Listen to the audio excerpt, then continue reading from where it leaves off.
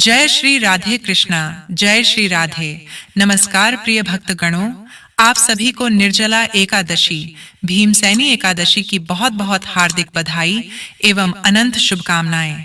आज की इस महत्वपूर्ण वीडियो में सबसे पहले आप जानेंगे निर्जला एकादशी की पूजा विधि, फिर उसके बाद जानेंगे इस व्रत में पानी कब और कैसे पीना चाहिए। निर्जल नहीं रह सकते तो व्रत कैसे करें? दान किन चीजों का करना चाहिए? एकादशी या द्वादशी किस दिन दान करना श्रेष्ठ होगा? और दान के लिए जितनी भी चीजें हम बता रहे हैं, अगर हम सब चीजों का दान करने में समर्थ नहीं है तो क्या हम व्रत का फल प्राप्त नहीं होगा? कलश का दान कैसे करें? पानी भर के जो कलश का दान किया जाता है उसकी विधि क्या है? और क्या कुमारी लड़कियां भी व्रत कर सकती हैं? और वीडियो के अंत में जानेंगे कि निर्जला एकादशी व्रत कब रखना है, 6 जून या फिर 7 जून को। निर्जला एकादशी के सभी शुभ मुहूर्त, पारण समय, एक एक करके सारी बातें हम जानेंगे। बहुत महत्वपूर्ण वीडियो है, पूरा जरूर देखिएगा। लेकिन उससे पहले निवेदन करते हैं कि वीडियो को लाइक जरूर कर दीजिए। हिंदू रिलीजियस टेल्स चैनल को सब्सक्राइब करके बेल आइकन का बटन दबाना बिल्कुल भी ना भूलें। आइए जानते हैं पूजा विधि। तो निर्जला एकादशी का व्रत जो भी धारण करता है उसको दशमी से लेकर के द्वादशी तक कुछ महत्वपूर्ण नियमों का पालन करना चाहिए। दशमी तिथि के दिन एक समय भोजन करना है। दशमी तिथि के दिन ब्रह्मचर्य व्रत का पालन करना है। दशमी तिथि के दिन चावल नहीं खाना है, शहद नहीं खाना है, लहसुन, प्याज, मांस, मदिरा, अंडे, अभक्ष्य भक्षण का उपयोग बिल्कुल नहीं करना है तथा दशमी तिथि के दिन पर आए अन्न या दूसरे के घर का भोजन भी आपको नहीं करना है।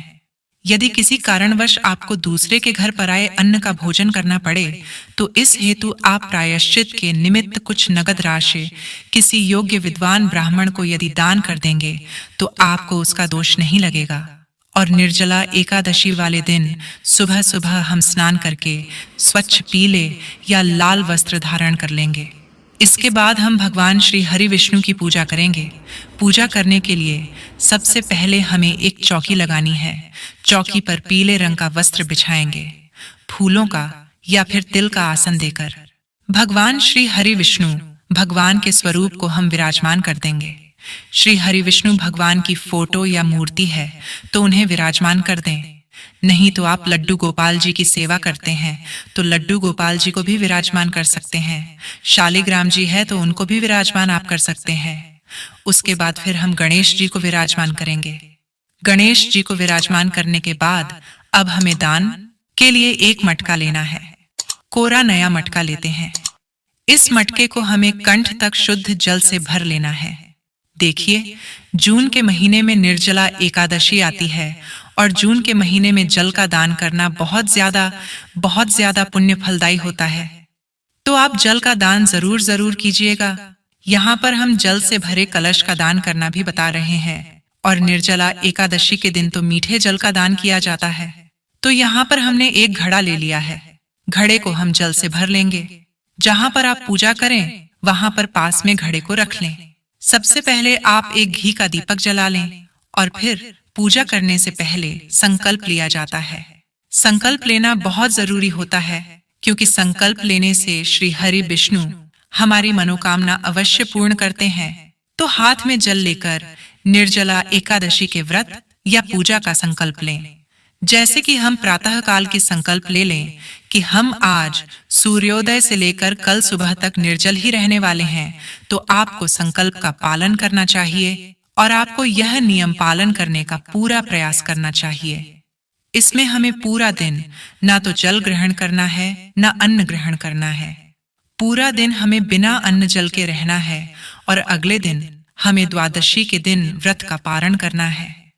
लेकिन अगर आप बीमार हैं, गर्भवती हैं या किसी और कारण से आप पूरा दिन निर्जल नहीं रह सकते हैं तो आप फलाहार से भी व्रत का संकल्प ले सकते हैं। तो व्रत में जो आप संकल्प लेंगे वो अपने सामर्थ्य और अपने स्वास्थ्य को देखते हुए ही आप व्रत का संकल्प लीजिएगा। इसके बाद भगवान विष्णु और शालिग्राम जी का ध्यान करें। ओम नमो भगवते वासुदेवाय नमः मंत्र का जाप करते हुए उन्हें पूजा में आने का आह्वान करें। निर्जला एकादशी में शालिग्राम जी की पूजा का विशेष महत्व होता है। तो सबसे पहले शालिग्राम जी को पंचामृत से स्नान कराएं। इसके बाद उन्हें शुद्ध जल, विशेषकर गंगा जल से स्नान कराएं। लेकिन शालिग्राम जी ना हो तो आप भगवान श्री हरि विष्णु भगवान की फोटो या मूर्ति की पूजा आप कर सकते हैं। तो यहाँ हम श्री हरि विष्णु की तस्वीर की पूजा करेंगे। हम यहाँ जल के छींटे लगाकर भाव रूप में हम सभी को स्नान करा देंगे। देवताओं में सबसे पहले गणेश जी का पूजन किया जाता है। तो गणेश जी को हमने भाव रूप में जल के छींटे लगा के स्नान करा दिया है। उसके बाद फिर हम मोली समर्पित करेंगे, वस्त्र के रूप में जनेऊ समर्पित कर देंगे, रोली से चंदन से तिलक लगाएंगे और फूल समर्पित कर देंगे। तो पहले हम गणेश जी का पूजन कर लेंगे, फिर हम श्री हरि विष्णु भगवान का पूजन करेंगे। तो श्री हरि विष्णु भगवान को भी जल के छींटे लगाकर हमने स्नान करा दिया था। उसके बाद हम वस्त्र के रूप में मोली, जनेऊ समर्पित कर देंगे। और अगर जनेऊ ना हो तो मैंने आपको बता ही दिया है, आप सिर्फ मोली भी समर्पित कर सकते हैं। चंदन से रोली से हम तिलक लगा देंगे। अब देखिए, जो घड़ा हमने लिया है, घड़े का पूजन भी हम साथ साथ ही करते हैं। तो घड़े का पूजन करने के बाद ही घड़े को दान किया जाता है। अब यह घड़ा हमें दान करना है, तो इस पे मैं स्वास्तिक नहीं बनाऊंगी, सिर्फ मैं चंदन से रोली से तिलक कर दूंगी। आप चाहे तो आप स्वास्तिक भी बना सकते हैं, लेकिन स्वास्तिक बनाने से न फिर जिसको हम दान देते हैं वो लेने में वहम करते हैं। तो इसलिए हम सिर्फ इस पर तिलक लगा देंगे। इसके बाद घड़े के कंठ पर हम मोली बांध देंगे। आप चाहे तो मोली बांध दीजिए, अगर आप मोली ना बांधना चाहे तो थोड़ी सी मोली हम घड़े के ऊपर वैसे रख देंगे। फिर हम सभी को फूल समर्पित कर देंगे। और देखिए, निर्जला एकादशी के दिन जो जलदान किया जाता है वह मीठा जलदान किया जाता है। तो हम यहाँ पर चीनी ले लेंगे, लेकिन अगर हमने घड़े में चीनी डाली तो घड़ा खराब हो जाएगा। तो हमें क्या करना है, जो भी आप चीनी लेंगे थोड़ा हम भोग के रूप में यहाँ पर गणेश जी को समर्पित कर देंगे, थोड़ा विष्णु भगवान को समर्पित करेंगे, बाकी चीनी हम घड़े के ऊपर रख देंगे। आप चाहे तो 2 दाने घड़े के अंदर डाल सकते हैं, ज्यादा नहीं डालनी है, इसके ऊपर हम रख देंगे। शास्त्रों के अनुसार निर्जला एकादशी के दिन कच्चे आम का दान करना बहुत शुभ माना जाता है। तो भोग में हो सके तो आप कच्चा आम जरूर चढ़ाइएगा, कच्चा ना मिले तो आप पक्का आम ले सकते हैं। तो यहाँ पर पहले हमने गणेश जी को भोग समर्पित कर दिया है, क्योंकि गणेश जी के भोग में हमें तुलसी नहीं डालनी है, इसलिए गणेश जी को अलग से भोग समर्पित करेंगे। उसके बाद तुलसी युक्त भोग हम भगवान विष्णु को समर्पित करेंगे। तो यहाँ पर आप दूध से बनी मिठाइयाँ ले सकते हैं, कोई भी आर्थू फल आप ले सकते हैं, और आम का भोग भी हो सके तो जरूर समर्पित कीजिएगा। अब जो हमने घड़ा लिया है, घड़े के ऊपर भी हम फल जरूर रख देंगे। तो जो भी फल अवेलेबल हो वह घड़े के ऊपर भी आप रख दीजिएगा। अब देखिए, क्योंकि जून के महीने में यह एकादशी आती है, तो इसमें हाथ का जो पंखा होता है, हाथ के पंखे का दान करना भी बहुत शुभ माना जाता है। तो एक पंखा आप ले लीजिएगा, एक पंखा हम चढ़ा देंगे और साथ में ही हम दक्षिणा जरूर चढ़ाएंगे। दक्षिणा पूजा में रही कमियों को पूरा करती है, तो दक्षिणा आप जरूर चढ़ा दीजिएगा। तो यहाँ पर हमने सभी चीजें चढ़ा दी हैं। उसके बाद हम 1 लोटा जल ले लेंगे, जल समर्पित करेंगे। श्री हरि विष्णु भगवान को हम तुलसी जरूर समर्पित करेंगे। तो आप तुलसी श्री हरि विष्णु भगवान को समर्पित कर दीजिएगा। और देखिए, तुलसी एकादशी के दिन नहीं तोड़नी है, एक दिन पहले ही भोग के लिए आप तुलसी तोड़ के रखिएगा। एकादशी के दिन तुलसी में जल नहीं चढ़ाया जाता है, इस बात का भी ध्यान रखना चाहिए। एकादशी के व्रत में चावल ना तो खाया जाता है और पूजा में भी आज के दिन उपयोग बिल्कुल नहीं किया जाता है। ना तो भगवान जी को चावल समर्पित किए जाते हैं। तो एकादशी के व्रत में जब आप तिलक लगाएं, तिलक के ऊपर हमें तिल समर्पित करने हैं। तो यहाँ पर हम सफेद तिल ले लेंगे। सफेद तिल ना हो तो आप काले तिल भी ले सकते हैं, सफेद मिल जाए तो बहुत अच्छी बात है। तो यहाँ पर हमने सभी को तिल समर्पित कर देंगे। थोड़े से तिल आप दिए में भी जरूर डालिएगा, क्योंकि जितने तिल चटकते हैं उतने ही हमारे कष्ट और पापों का निवारण होता है। इसके बाद फिर हम कथा सुनेंगे। तो कथा सुनने के लिए 1 लोटा जल ले लेंगे, अपने सीधे हाथ में थोड़े से तिल और एक फूल हम ले लेंगे। तिल और फूल हाथ में लेके फिर हम निर्जला एकादशी की व्रत कथा सुनेंगे। व्रत कथा का वीडियो आपको चैनल पर मिल जाएगा। सभी व्रत कथा हमारे चैनल पर अपलोड होती है, तो चैनल को सब्सक्राइब अवश्य कर लें और पास वाले बेल आइकन का बटन जरूर दबा दीजिए। कथा सुनना अनिवार्य होता है, इसलिए कथा आप जरूर जरूर सुनिएगा। कथा सुनने के बाद जो भी हमने हाथ में फूल और तिल लिए हैं, वह हम श्री हरि विष्णु भगवान के चरणों में समर्पित कर देंगे और थोड़े से तिल जल के लोटे में भी डाल देंगे। इस तरह से हमारी जो कथा है वो पूर्ण हो जाएगी। कथा सुनने के बाद फिर हमें आरती करनी है, तो यहाँ पर जो दीपक हमने जलाया है उसी से हम आरती कर लेंगे। आप चाहे तो आप कपूर जला के भी आरती कर सकते हैं। तो यहाँ पर जो दीपक जलाया था उसी से मैं आरती करूंगी। पहले हम गणेश जी की आरती कर लेंगे, फिर श्री हरि विष्णु भगवान की आरती करेंगे। बहुत ही प्रेम पूर्वक हमें आरती करनी है। आरती करने के बाद हाथ जोड़कर पूजा में रही कमियों के लिए क्षमा याचना करेंगे और अपनी मनोकामनाओं को पूर्ण करने के लिए श्री हरि विष्णु भगवान से प्रार्थना करेंगे। इस तरह से हमें निर्जला एकादशी के दिन सुबह सुबह पूजा करनी है। पूजा करने के बाद जो हमने जल का लौटा लिया है, इसमें से अपने सीधे हाथ में थोड़ा सा जल हम लेंगे और जो भी हमारी चौकी है इसके ऊपर 2 बार वार के हम हाथ जोड़ लेंगे। इस तरह से हमारी जो पूजा है वो पूर्ण हो जाएगी। इसके बाद जो जल का लौटा है ये सूर्य देवता को अगले दिन अर्घ दे देंगे। और जो हमने घड़ा लिया है, यह घड़क, चीनी, फल जो दक्षिणा ली है वह दक्षिणा और जो हमने पंखा चढ़ाया यानी जो चीजें चढ़ाई हैं वह हम दान कर देंगे। यह चीजें आप किसी गरीब को भी दान दे सकते हैं। आप चाहे आप पंडित को दान दे सकते हैं या आप मंदिर में भी चढ़ा के आ सकते हैं। मतलब ये चीजें हमें दान करनी है और शाम को सूर्य अस्त होने से पहले हमें यह दान कर देनी है। तो हो सके तो पूजा के बाद आप दान कर दीजिएगा, नहीं तो दिन में आप किसी भी समय यह दान कर सकते हैं। इस तरह से हमें सारी चीजें दान करनी है। और देखिए, निर्जला एकादशी के दिन सुबह हम इस तरह से पूजा कर लेंगे। उसके बाद पूरा दिन हमें कुछ नहीं खाना पीना होता। इस एकादशी में ना तो जल ग्रहण करते हैं न कुछ भी खाते हैं। शाम को हमें दोबारा से चौकी पर पूजा करनी है और उसके बाद अगले दिन द्वादशी के दिन हमें व्रत का पारण करना है। एकादशी के दिन जल का दान हमें जरूर जरूर करना है और मीठे जल का दान करना है। अगर घड़ा दान कर रहे हैं तो 1-2 चीनी के दाने आप घड़े में डालिएगा, बाकी घड़े के ऊपर रख के फिर आप दान कर दीजिएगा। दान को आप कितना भी बढ़ा सकते हैं। आप कपड़े भी दान कर सकते हैं, जूते चप्पल भी दान कर सकते हैं। दान को आप कितना भी बढ़ा सकते हैं, कितना भी सामान दान कर सकते हैं। लेकिन जो चीजें जरूरी है वो मैंने आपको आज की वीडियो में बताई है। तो कम से कम इतना दान तो आप जरूर जरूर कीजिएगा। जल का दान महादान माना जाता है।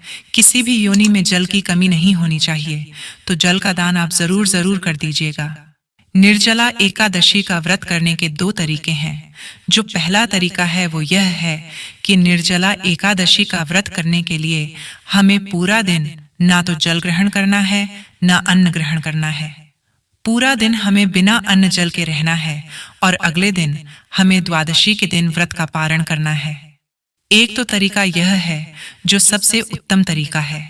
बिना जल के यह व्रत होता है, इसीलिए इसको सबसे कठिन व्रत माना जाता है। दूसरा जो तरीका है, अगर आप बीमार हैं, प्रेग्नेंट हैं या किसी और कारण से आप पूरा दिन निर्जल नहीं रह सकते हैं, तो आप क्या करेंगे? ऐसे में भी आप व्रत कर सकते हैं। अगर आप पूरा दिन निर्जल ना रह पाएं, तो सुबह आप इस तरह से पूजा कर लीजिएगा। पूजा करके फिर हम जलदान कर देंगे। किसी को भी जलदान करके, किसी को भी जल पिला के उसके बाद फिर आप जल ग्रहण कर सकते हैं। जल का दान दिए बगैर हमें जल बिल्कुल भी ग्रहण नहीं करना है। और अगर आप बिना जल ग्रहण करे नहीं रह सकते हैं, तो जल दान करके उसके बाद फिर आप जल ग्रहण कर सकते हैं। मीठा जल दान किया जाता है, और अगर आप जल पीना चाहते हैं तो आप मीठा जल ही पिएंगे।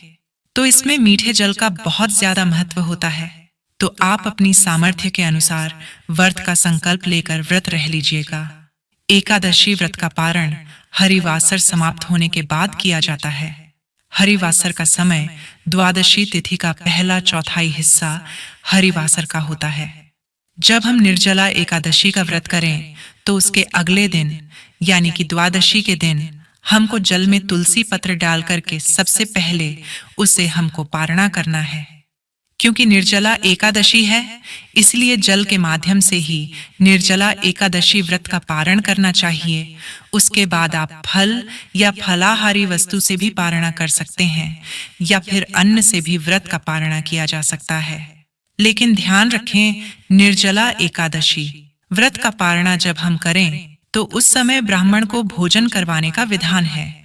भोजन नहीं करवा सकते हैं तो अन्न दान दे सकते, और अन्न दान भी नहीं दे सकते हैं तो भोजन के निमित्त हम ब्राह्मण को नगद राशि भी यदि प्रदान कर देंगे तो भी हमको ब्राह्मण भोजन का संपूर्ण पुण्य प्राप्त हो जाएगा।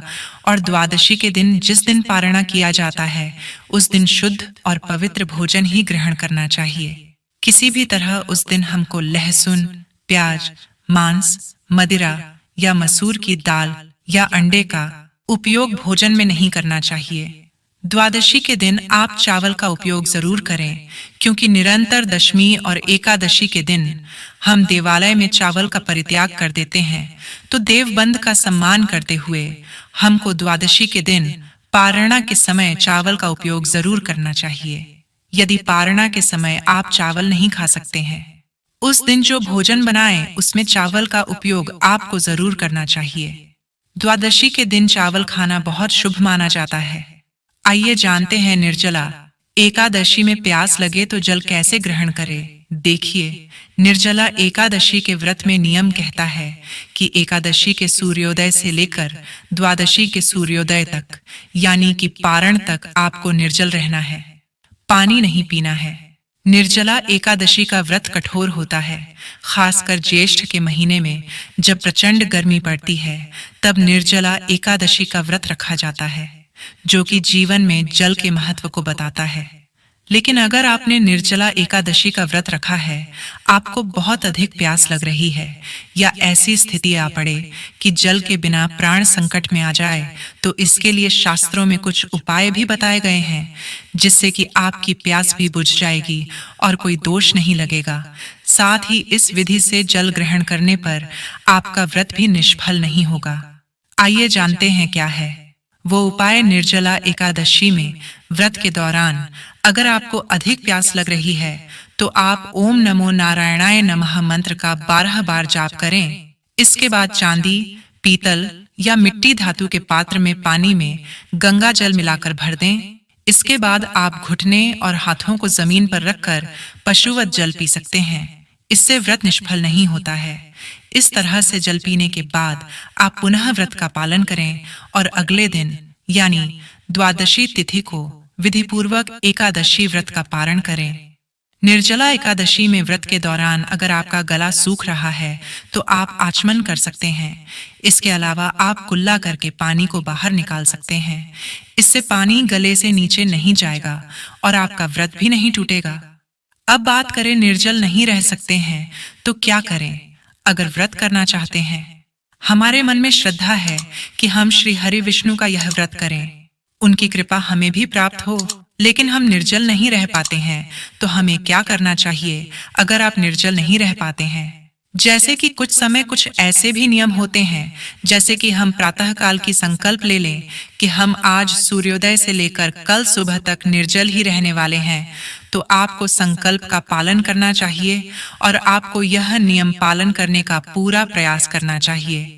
लेकिन अगर आप व्रत में संकल्प लेते हैं कि हम यथासंभव निर्जल रहने का प्रयास करेंगे, जितनी हमारे शरीर में क्षमता है उतना हम प्रयास करेंगे कि हम निर्जल रह पाए, तो आप प्रयास करें।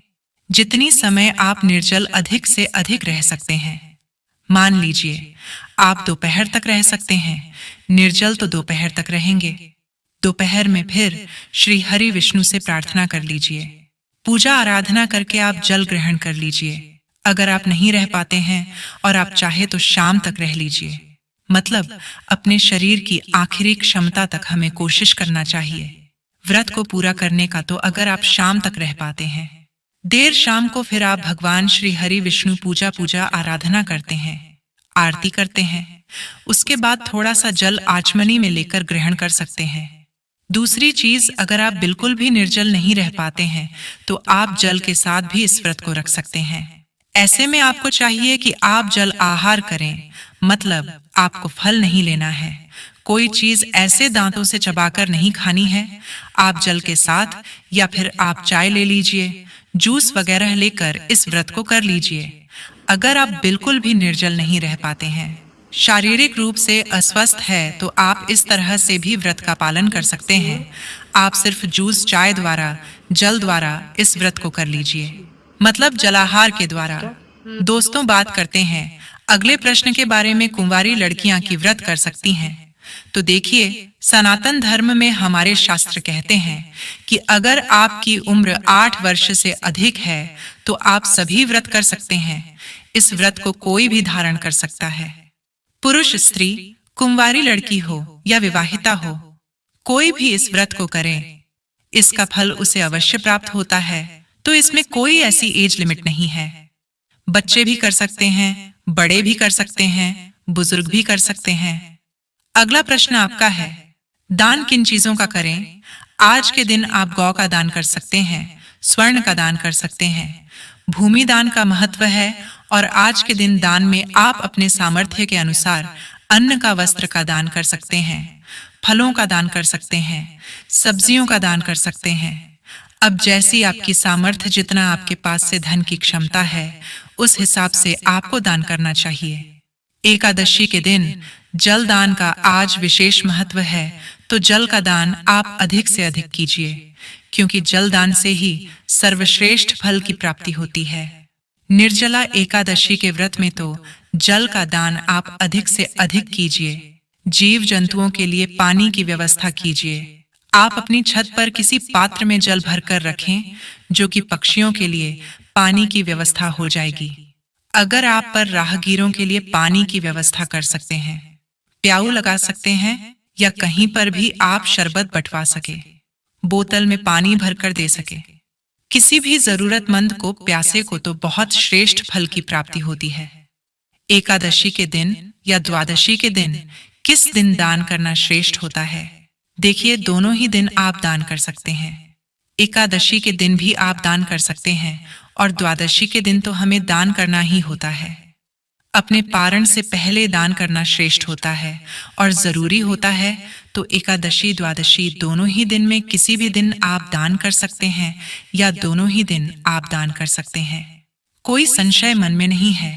इस समय में जरूरत की चीजें दान की जाती है। जैसे कि गर्मी का मौसम है तो छाता दान करें, पंखा दान करें, जूता दान करें, और सीजनल फ्रूट्स होते हैं, खरबूज, तरबूज इत्यादि दान करें तो बहुत श्रेष्ठ दान है यह, और इनमें बहुत अधिक खर्चा नहीं है। और हाँ, जितनी चीजों का आप दान कर सकते हैं उतनी ही चीजों का दान करें। कोई ऐसा भार नहीं है आपके ऊपर कि जितनी भी चीजें आपको बताई जा रही हों, सभी चीजों का हमें दान करना है। आप जो दान कर सकते हैं, जैसे कि आप किसी जरूरतमंद को भोजन करा सकते हैं, किसी को पानी का दान कर सकते हैं, तो वह कर दीजिए। मतलब जितना आपसे हो सकता है उतना आप दान करें, और दान का फल हमेशा श्रेष्ठ होता है। सामर्थ्य के अनुसार दान करना चाहिए। निर्जला एकादशी कब है, इसके लिए हमने अपने चैनल हिंदू रिलीजियस टेल्स पर और भी वीडियो अपलोड की है, आप वहां से देख सकते हैं। अन्यथा यहाँ वीडियो बहुत बड़ी हो जाएगी। आज के लिए बस इतना ही। वीडियो पूरा देखने के लिए धन्यवाद। जय श्री राधे कृष्णा। जय जय श्री राम।